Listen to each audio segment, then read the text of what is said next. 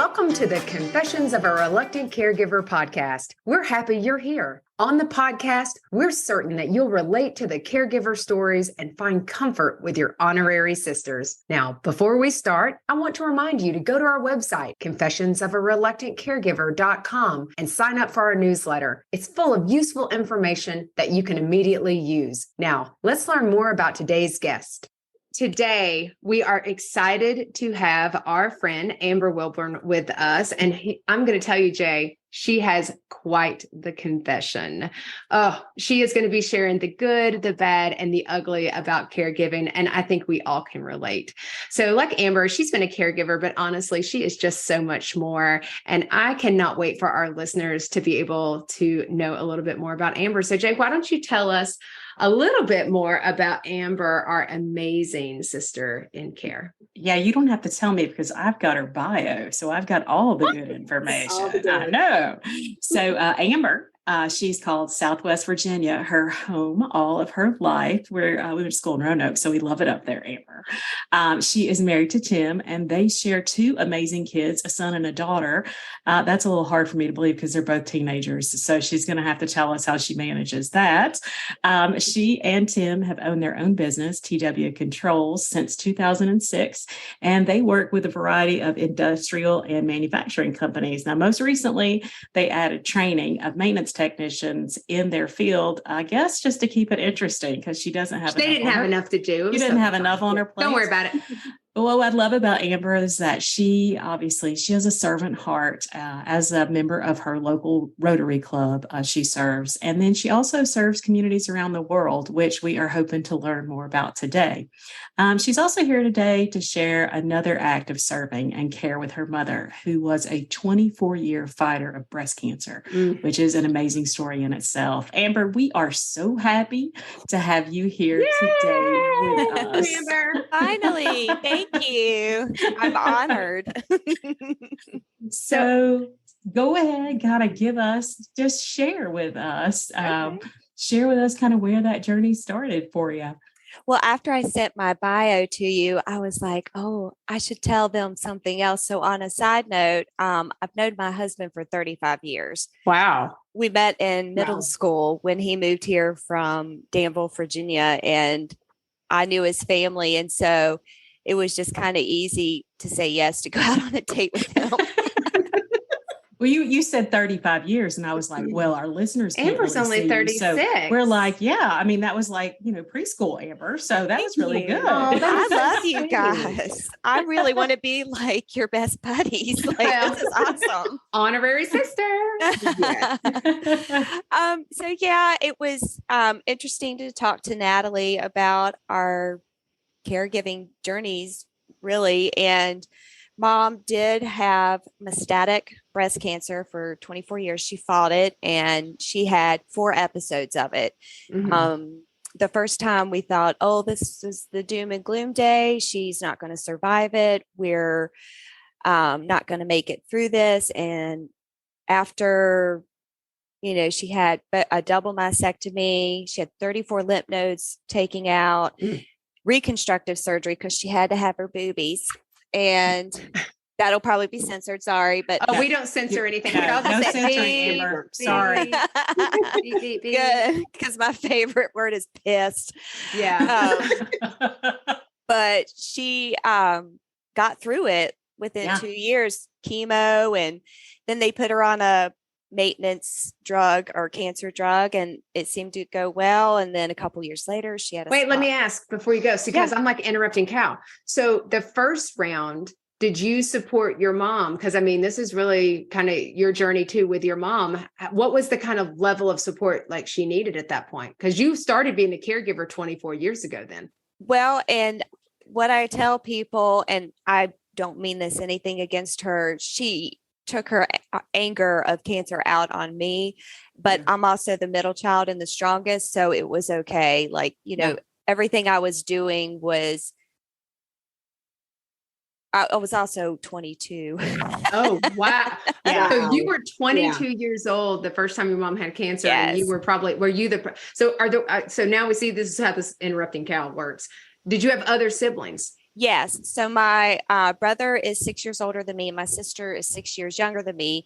And at the time, my stepfather was taking very good care of her. Yeah. So I really wasn't needed. And it was probably a good idea for me to not be around at the time. Mhm. But like you'll hear later, Yeah. we discussed all that the year and a half that we had before she passed. And it's totally fine. Yeah. You know, like I said, I'm the strong one of the family. Everybody comes to me when there's a crisis, and I'm really good in a crisis. I'm really good on my feet. So it didn't really bother me to say, Yeah. yeah. Yeah. And so, and then the second time it came up, it was like a little spot on her lung. It was not a big deal. Our tumor markers were pretty solid. So they just kept on with the maintenance drug. And then her third time was when I was pregnant with my daughter, and it had moved to her ovaries and cervix and uterus. So she had a complete hysterectomy, more chemotherapy. They were calling it maintenance chemo at the time. Yeah. And then they put her on another maintenance drug. Mhm. And she really thrived after that. She was doing really well. She was getting back on her feet. But I will say, in between all of this, I skipped ahead. My mom has been through quite a lot in her years. And what got me back home, so I moved to Charlotte, North Carolina when she was okay. I was like, okay, she's okay. I followed a boy, of course. Don't we all? So I went to Charlotte, North Carolina. I lived there for about 4 years. And about 2005, something was just stirring in me. And I was like, I felt like the Lord was saying, you need to get home. And so I was interviewing and trying to get back home. And I had an interview on March 1st, and Mom had an accident that same day. Wow. Oh, dear. And bless her heart, she got knocked off of a loading dock. The wind hit the back of a furniture closet just enough to knock her down. And she had broken bones in her face, and she broke both of her elbows, both of her wrists, and her boobies deflated. Oh, no. Oh my gosh. Lord. Well, she'd had those boobies put in. I feel like the word for today is going to be boobies. She had Boobies. boobies put in, and then they deflated. Oh gosh, that's insult to injury. Your face breaks and everything breaks, and your boobies. Yeah.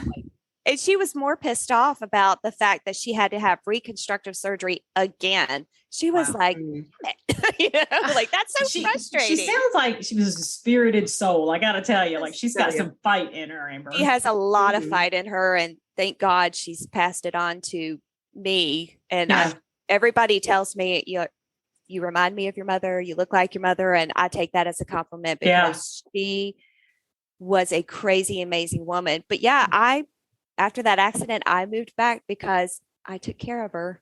Yeah. So that was your first. So would that be in your mind? Because do you think that you were a long distance caregiver? Because a lot of people, one of the biggest problems, and we talk about this a lot, is people don't realize they're caregivers. They think, oh, I'm just doing what I'm doing as a daughterly role. And the reality is we've been long distance caregivers for our mom, and Emily's the primary, but we've been long distance caregivers for the last, since our dad passed at 11 years. And honestly, even more because we supported our dad.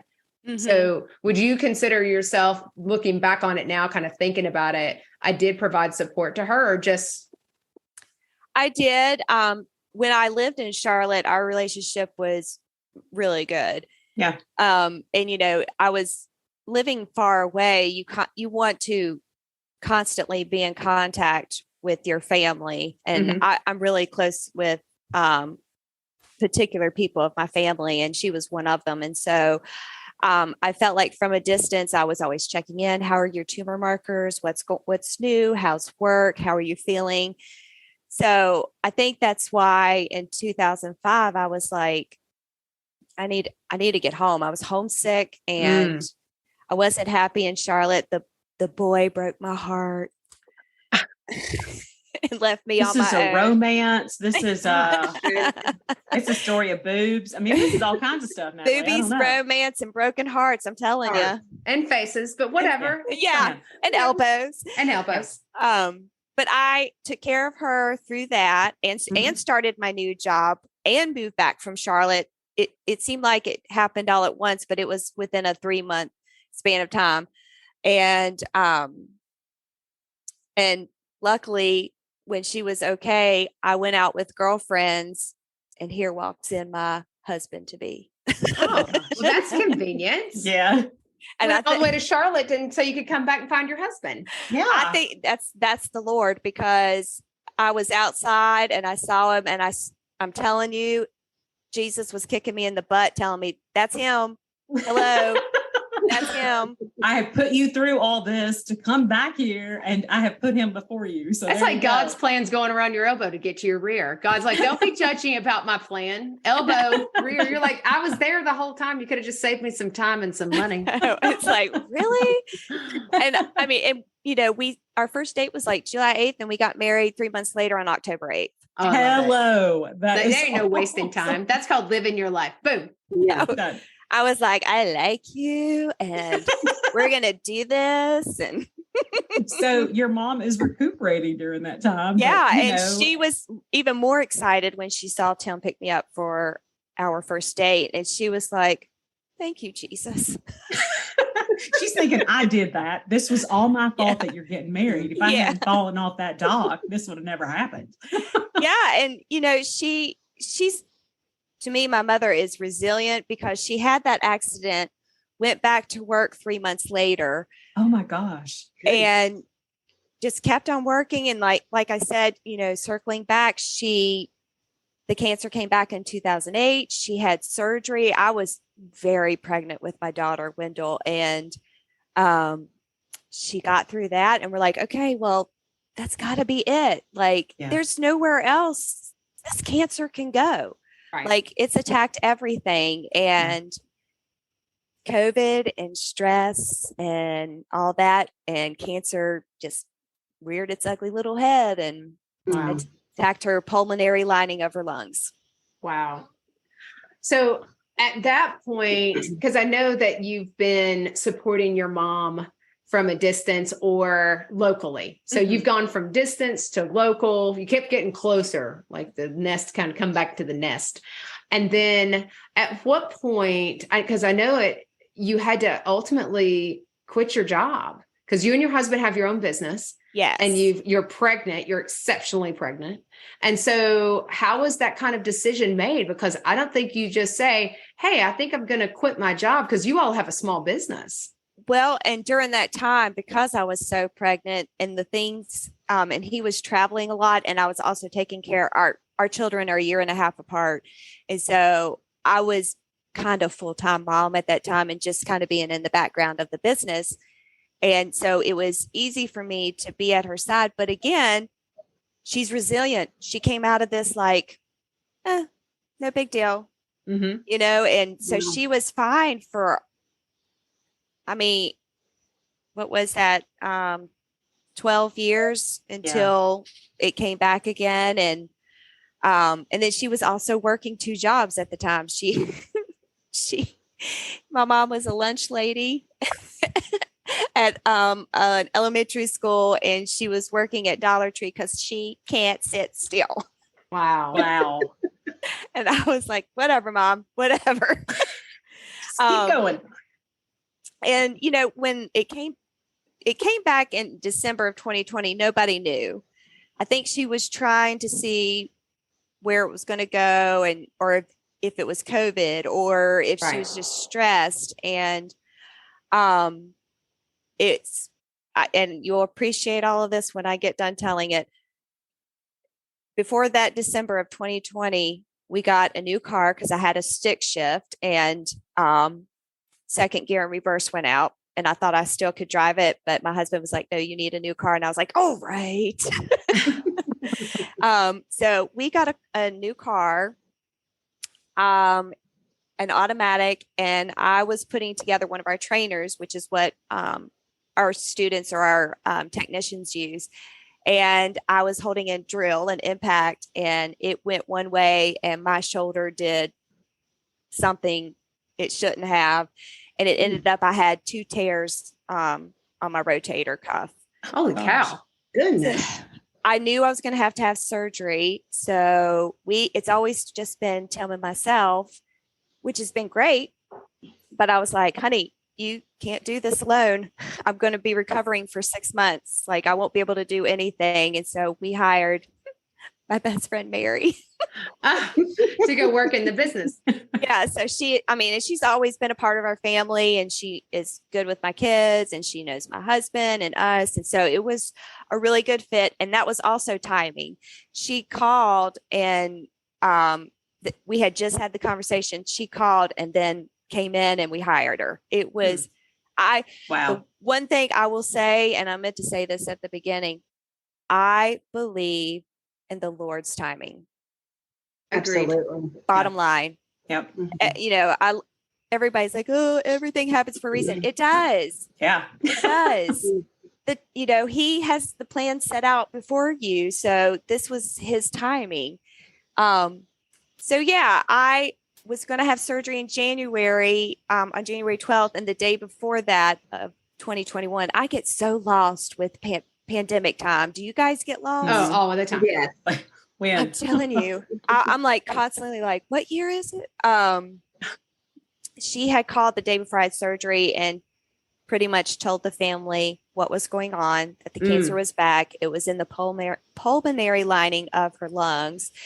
And they were going to start talking about next steps. So I had surgery, and during my recovery, we started making plans. So they wanted to try a maintenance drug again, and it only made things worse. She ended up having 2 catheters, one in her right lung, one in her left lung, because it was building up so much fluid, and that fluid was testing as cancerous. It wasn't helping. She ended up being on oxygen. Going to doctor's appointments and making the notes. And I had to Google everything, because the spelling of some of these drugs and what they want to do was just totally out of my realm. And, I've got a whole book at home of just nothing but notes on all of her appointments, all of her primary care physician, all of her oncologists, all of her cardiologists, her lung doctor, so on and so on. And, luckily, I had the time to do that because I was recovering from surgery. Yeah. Also, my husband just knew, and he was very much like, you need to be with your mom. You need to spend every moment with her.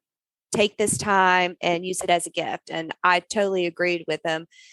And during that time of, being with her, taking care of her, even taking her to her doctor's appointments, I always made sure I had the morning routine with my kids and the evening routine with my kids. I needed to keep that consistent. Yeah. I took them to their dentist appointments. I took them to their orthodontist appointments, doctor's appointments. I wanted to make sure that I was still playing that role and that nothing would change. But also, we were very honest with our kids. We told them everything about my mom, who was their Nene. That's what my son called her, Nene.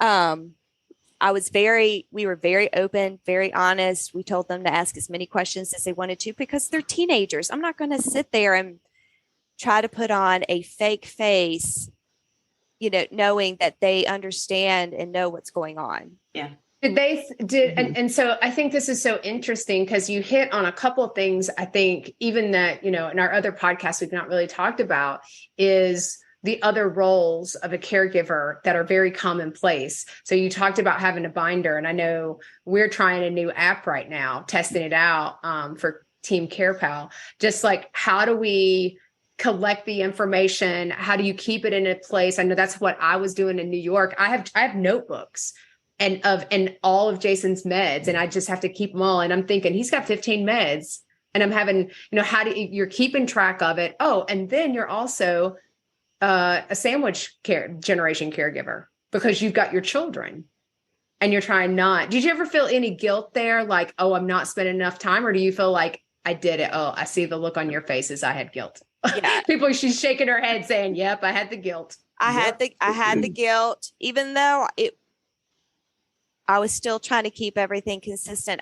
I did feel guilty that I was taking time away from them to be with mom, or time away from my husband. Yeah. How did that go too? I was wondering about that, because a lot of people talk about, making sure they focus on their kids. What about your husband, your relationship there?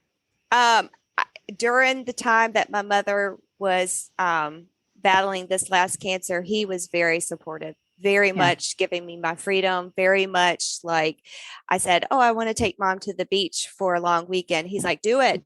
I'll help you find the Airbnb, He was very supportive, and would still be today if it was still going on. So I'm very appreciative to him. I'm so grateful. It was, it's more of the aftermath of when she was gone that everything just started settling in, like weird past things were coming up, and I was fighting all these, I don't want to call them demons, but it was just like, what is happening to me?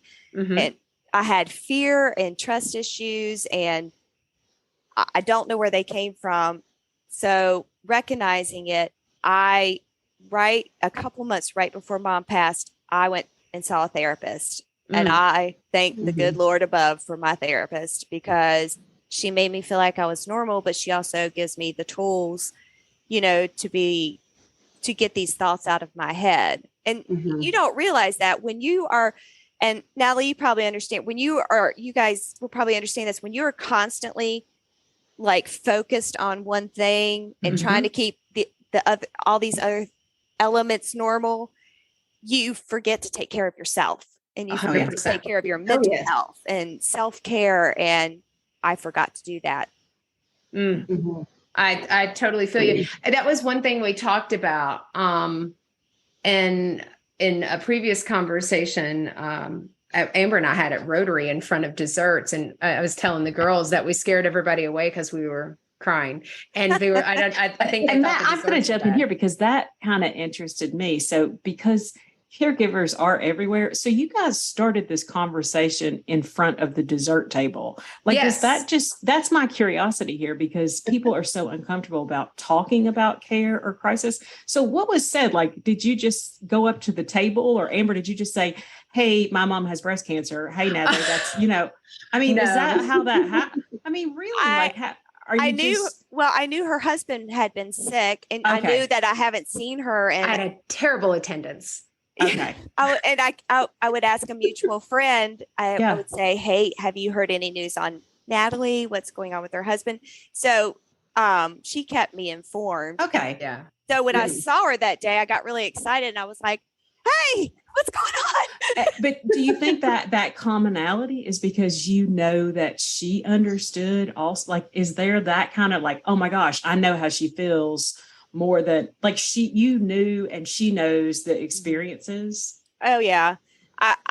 Well, you can feel it from her too. Like, you can always, I'm a good reader of people, and you can always know that you can have that conversation with someone, have common ground, but also have your own story, because everybody's story is different, which is wonderful. And so there just wasn't enough time for her and I to talk about everything at the dessert table. At the dessert table. It was a really good holiday party. It was such a good holiday party, and we're crying. I like how you just showed up for the holiday party, Natalie. It was timely. And so, you know what? I'm going to go back to Amber. God works in mysterious ways. I don't think I ever would have had that conversation had Amber, but I had asked Amber, I think we need to talk to the other business leaders, because Rotary is about service. It's business leaders. And so I said, I really want to talk about this and how caregiver needs are business issues. And she was like, yeah. And then she said, my mom had cancer. And then it just like, we both just like, da, da, da, da, da. We just started talking about it. And we found so many things that we related to, but mostly the hard. Like, this was like, oh crap, this was really bad, or this was really awful. And this is how I felt. And to be able to have someone that was like, me too, felt so good. I didn't want you to go through the bad, but I'm like, damn, it wasn't just me. I mean, and that's what I think a lot of people, I would say our older generation, older than us, don't understand. I was pissed off a lot. I many conversations with God in the car. I think that's why I love driving so much, because it's just me and him, and I'm having honest conversations and cussing and, upset and why me. And then, I'm trying to gather myself before I get home for my family, but it's okay to be pissed off, and it's okay to not feel guilty about being pissed off. Yeah. And I think that's what a lot of people, especially in a caregiving position, they don't feel like they have that freedom to be angry or to be sad or to cry in front of the dessert table and not have to explain yourself to everybody else, because I'm past that now. Yeah. Hey, ladies, I need to interrupt for just a second to share about the Sisterhood membership. It's basically a sale every day, and the best part, it's free. Here's the details. We're partnering with our friends at Benefit Hub and other care partners to save you money. With over 200,000 participating companies across the U.S. and abroad, you'll find discounts at your favorite local stores, huge savings on vacations, amazing deals on home, auto, and supplemental insurances, and everything in between. Go to confessionsofareluctantcaregiver.com to sign up, and then definitely tell your friends about it. They can join too. Trust me, there's a discount for everyone. And don't forget, it's free. Okay, back to confessing. I love when you said to me, I think you're a good Christian who happens to curse. Yeah, I love Jesus, but I cuss a lot. Yeah, that was what she said to me in front of the dessert table. And I'm like, dude, we're going to be friends. And so it's on my treatment plan. So here's the thing. You said that when you were with your mom, did your mom move in with you guys, or did you live independently and you're just supporting her every day? So she lived with my stepfather, but they're aged, they're aging parents, and he did what he could. Yeah. Right. I'm the more energetic, organized one who would remember dates, who would remember the appointments. And so I would drop the kids off at the bus every morning and go to Salem, which is like a 15 or 20-minute drive, and either just stay with mom the whole day, or we would go to appointments, or I would take her out to get her out of the house. And it wasn't every day, but it was most days. Mm-hmm. Yeah. And we also had to learn how to empty our catheters when we went on vacation. The whole family, fortunately, was able to go on one more, beach vacation together. But we had to learn how to empty our catheters and how to put lidocaine cream on her port. That's a funny story. Let me tell you about that. I don't do well with broken bones or things out of the skin. And my stepdad was usually the one that prepped her for me to take her to chemo. And he wasn't there. And I had to put that lidocaine cream on there. And my mom goes, Amber, you're turning white. Where are you going? I was just like, oh, God. So you passed out. I nearly passed out, and you're totally a sister. You're in with good company because 2 out of the 3 of us pass out all the time. Mm-hmm. If you look at our blog, we pass out all the time. I don't do well with, I'm great with blood, boogers, puke, other bodily fluids. I'm just not great with bony things. It's a mystery to me when my son broke his arm, why I went to the emergency room with him and not Dad. I threw up. Why? I threw up 3 times in the emergency room, and they were like, Mrs. Wilborne, are you okay? And I was like, I'm fine. Just do the thing. I'm fine. Just put it in a cast. I don't want to see it. I get your mom's spirit coming through you, because I could see your mom probably being very strong-willed, and she was. We know that can be positive, and we know that can be very hard when you're a caregiver. So your mom's you're strong-willed, and which is a gift, and also, as my mother would say to me, a curse for me. And so So I know that you talked to me a little bit about like you all worked through some stuff. You took the opportunity and you were able to work through that. And then how you felt after your mom passed. Why don't you kind of talk a little bit around that too? When we were spending time together, she would vent a lot and we would have these hard conversations, and our relationship had been rocky. I'm much like her, but I'm not much like her when it comes to my kids. And so, there were some disagreements on holidays and birthdays, and probably she didn't agree totally of how we were raising our kids, but she was proud. And, that kind of led to a couple of disagreements and some misunderstandings because, things can get lost in translation. And during this time, we were having really good, deep conversations, which was, I've never heard her open up as much as she did to me, and also be so willing to understand my position on a lot of things, in life. And it only made our relationship so much better. It was a gift. It was a gift. It was a gift of time. That was God working, because she's from a generation and also an area in Virginia where they don't talk about feelings, and they don't say the sorry or the apologies, and not very verbal about those things. And so that was a huge turning point for our relationship. And when she passed, I felt relieved, but I don't feel guilty about it. I feel a huge sense of relief for her because she's not suffering through this for another 24 years, and she doesn't have to fight anymore. She's in a place where cancer, there's no cancer where she's at, Right. And so I was relieved, and I was also it was like a celebration in her honor. She was a remarkable woman, very strong-willed, she was also the glue that kept our family together. And I think a lot of our family or our relatives look to me to be the glue. And I'm like, no, like I'm not that. So after everything's over, because were your siblings involved with the in between? Because I hear you saying you saw her daily and that sort of thing. How is that? Did the caregiving for your mom impact your relationship with your siblings? It did.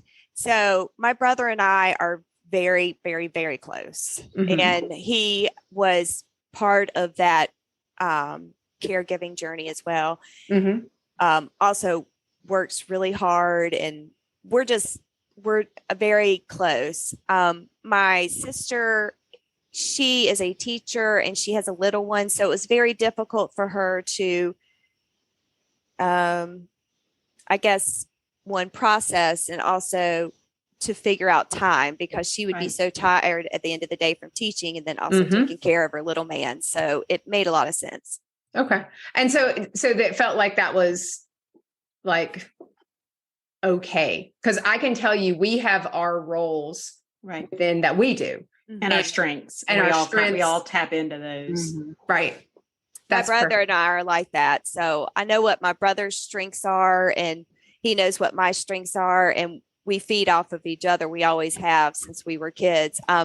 My little sister is actually my half sister, and she is a very well-educated individual, and she's a teacher, and I have relatives that are teachers, and I get it. Like the day's done, you can't comprehend much of anything. Yeah. Well, and your mom was clearly lucky she had 3. It took 3 for our mom. And so that's a village. It does take a full village, and our Aunt Jane. And so that's what we like to joke. And our Aunt Jane, her sister, and anybody else that we can find and recruit. So after your mom passed, I know we talked about that, because a lot of people, it was funny, Jay, if you remember from the care colloquium, we had one person was saying, everybody feels I had this terrible grief and I was grieving my dad, and that hits everybody differently. Right. So you're now like, and this happened to me, and we talked about this at length.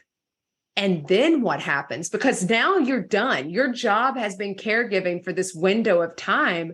And so how do you get back and find normalcy? Because everybody says, oh, well, you're done. The job's over. You should move back in and your life is perfect again. Get over it. It's not that easy. It is not that easy. And I felt so lost coming back to work. And that's nothing on Tim, and that's nothing on our employee, Mary. It was me. I didn't know what my role was going to be. I didn't know where things were headed. And I'm still trying to figure it out. I mean, it's been 7 months since her passing. But again, I have an incredible husband who's like, well, where do you feel like your passions are? What do you want to do? And I'm like, I don't know. Oh, give me a Kleenex. I totally relate to feeling lost. So lost. And it's like trying to find your place. And it's with many things. Like I took a break from Rotary and then came back, and I was like, I was so lost. It is, because you've changed. And that's the thing, is you don't realize it's going to change you like it does. And then now what? Right. And how do you feel like you've gotten back? Because I know you said, you and I talked about how it impacted our relationships with our spouses.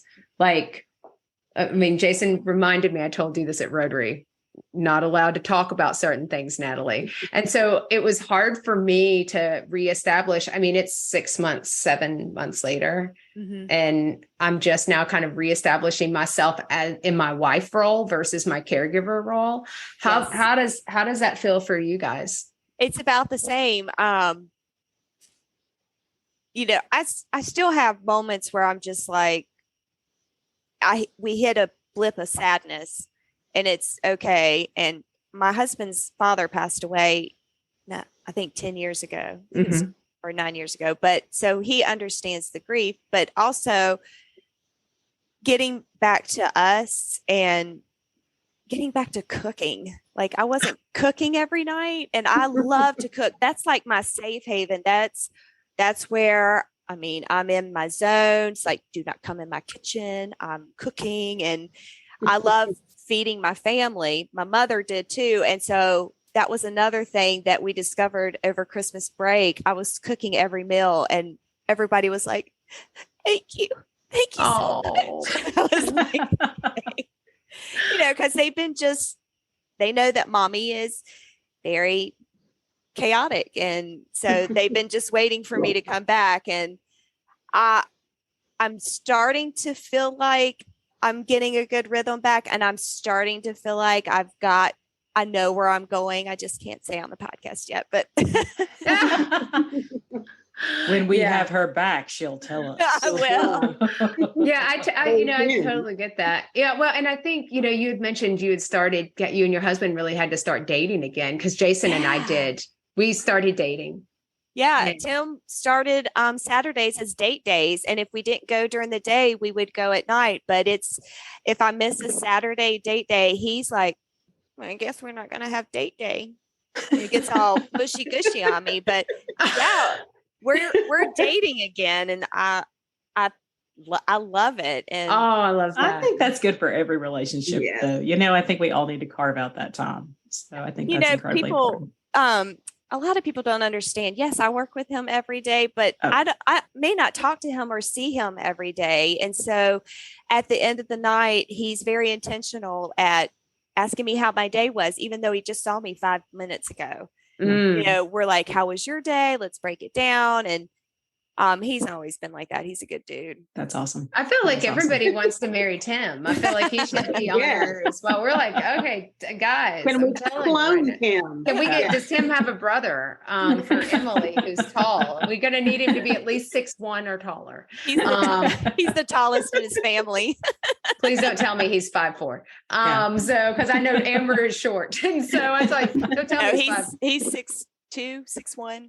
Perfect. So if he's got a twin, we're perfect. Emily has twins, terribly convenient. So, I just, I feel like it's time for sister time. I feel like it's time for questions. And so this is the time, Amber, number one, I love that you share with us. I think it's so important to hear, because it sounds like you had ups and downs, you had resolution. At the end, when your mom passed, you were able to move forward. But the big thing that we've never heard anybody talk about is that you had grief counseling in advance of it.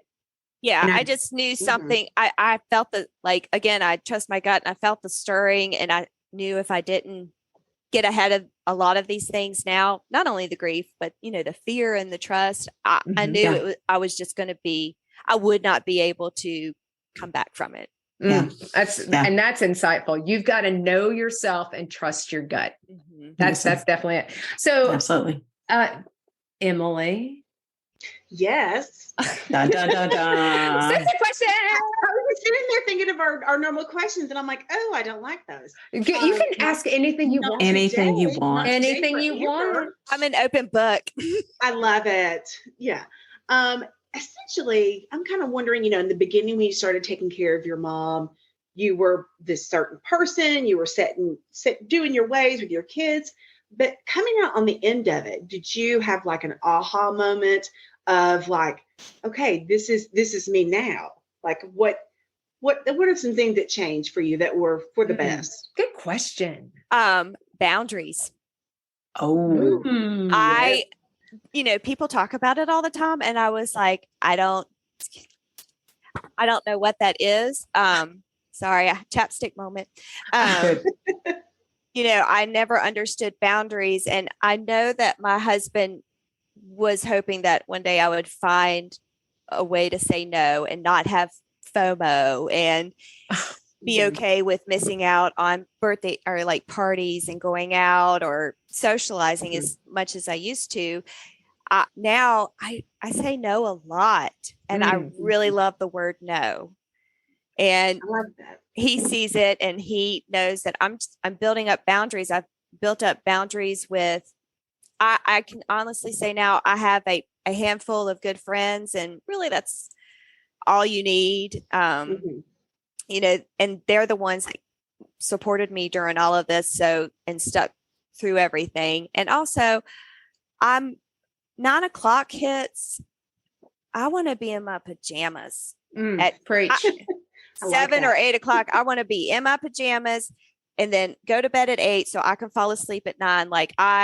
That's part of my self-care. And I came out of it, and I was like, one day I was with my therapist, and I was having a good cry moment, because you've got to have those. And I said, you know what? I love me more now than I have ever loved myself. I was like, I am woman, hear me roar, because coming out of this, I don't take shit from anybody. I mean, you don't cross over me. You definitely don't cross over my kids or my husband, but I love to say no. I love to say no. I feel like that's going to be the title of this episode. I love to say no. My husband would be like, yes, she does. Yeah. All right, Natalie, I know you've got the favorite question, so hit it. Okay, Go. I'm ready. Amber, this is the favorite sister question. What is your favorite guilty pleasure? I bowl on Sunday nights in a league. I would not have seen that coming. I did not see that coming. I'd never seen it. I would have never thought it. And what color is your ball? Well, I used to have an old ball that was glitter and pink, but my brother surprised me at Christmas with a new ball. It's black with red flames. Oh, even nice. better. I gotta say, we've had no confession like that, Amber. Nobody's going to be able to touch that. Glitter or on fire. They're my balls. Just saying. And with that, I am going to shut Natalie down, Amber, and say, Amber, we have had a wonderful time with you. we have talked about all kinds of We've had boobies and balls and date day, Amber. and naps after date day. Amber, thank you so much for joining us today. I love it. And thank our audience so much for listening to us. We know that you have learned a lot from Amber because Lord knows we have. So thank you guys so much again. Thanks, Amber. Thanks, for Amber. joining us. I appreciate Amber. you. All right. Well, friends, that's a wrap on this week's confession. Again, thank you so much for listening. But before you go, please take a moment to leave us a review and tell your friends about the Confessions podcast. Don't forget to visit our website to sign up for our newsletter. You'll also find the video recording of all of our episodes on the Confessions website and our YouTube channel. Don't worry, all the details are included in the show notes below. We'll see you next Tuesday when we come together to confess again. Till then, take care of you.